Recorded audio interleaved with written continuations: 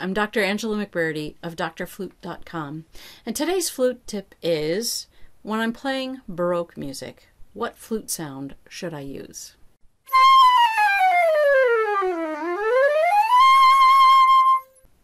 There's a lot of discussion out in the world today, in the flute world, about the sound that you should have and the style of which you should play Baroque music.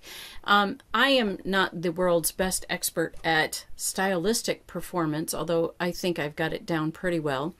But there are scholars that are in that field that could really do more as far as style goes. But let's just talk about the flute sound, especially when you're playing a silver flute and playing Bach. Now, in many years past, you played Bach, you played it with a silver flute because, well, this is the upgrade from the Baroque flute, and so let's use the sound that it can give you. And then authentic performance practice came into view, and the idea is now I need to play it authentically, but I'm still playing it on a more modern instrument, so what to do? And so these are all questions that you need to wrestle with as a performer. Are you going to play your Baroque? I have some Bach here, so talk about Bach. Are you going to play that with the silver sound that you could get today's modern sound? Or are you going to take this flute and think, how can I make that more woody? Is there something that I can do? I can change my embouchure and make the sound be a little bit more emulating of the wooden flute. There are options, and I've heard them both ways. I heard Amy Porter play, I believe it was the Marin Murray, the Folio de España. And she has, I think, a video on YouTube playing that. And it's pretty silvery. It's not the most authentic sound that I've heard. And I think it's lovely. It's really very nice.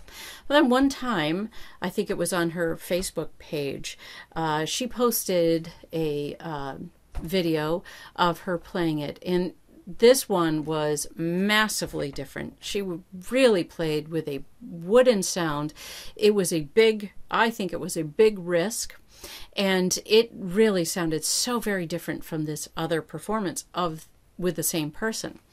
But it was very unique, and I enjoyed listening to that one as well. So I enjoyed both performances of this. I think that if you are an undergrad player or you're in high school, taking the big, huge risk of playing a piece such as your Bach with a very, very open wooden sound could come across as, well, that is your sound if there's nothing to compare it with. I think you're able to take a bigger risk when you have a bigger name and you've already established, here's my tone, I can do it, now I'm going to show you what else I can do.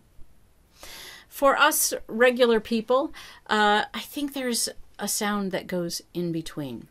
If I take this opening of the Bach E minor, it's the third movement, so it's a slow movement. And I'm just going to play it with a more rich flute tone, aka a silver sound.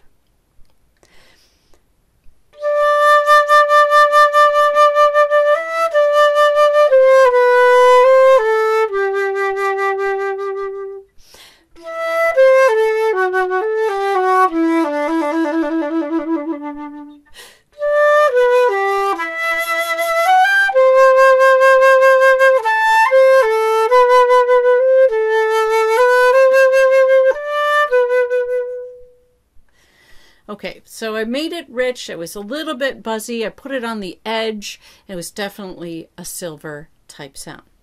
Now, let me experiment around and see what else could I do with my sound. Could I make it a little more wooden, a little less heavy with a vibrato, and see what I can do to open up my sound.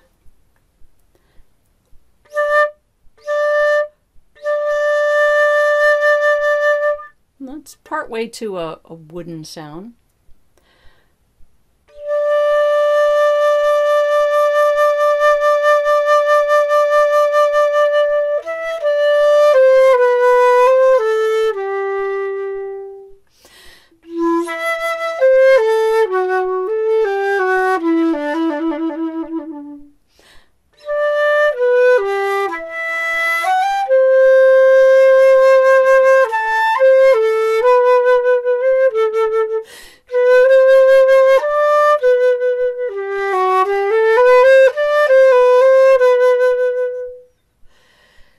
Now, I think in that performance, I maybe mixed up the genres a little bit.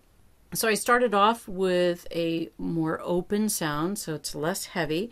I put a lot less vibrato on and played through that. And I might actually want to perform that way. I sort of like that mixture. Every once in a while, they put a little bit more of a silver sound on it. And sometimes I took it off, but I kept thinking that the sound shouldn't be too heavy, but I didn't want to go all the way. Now, if I want to play it again, I'm going to try to go even more woody. And this time I'm going to think about a Baroque violinist. And I'm going to think about the long bows and how they would be playing this with their bow. When you play Baroque violin, you have actually a different type of bow to play with, and it makes a little bit different sound.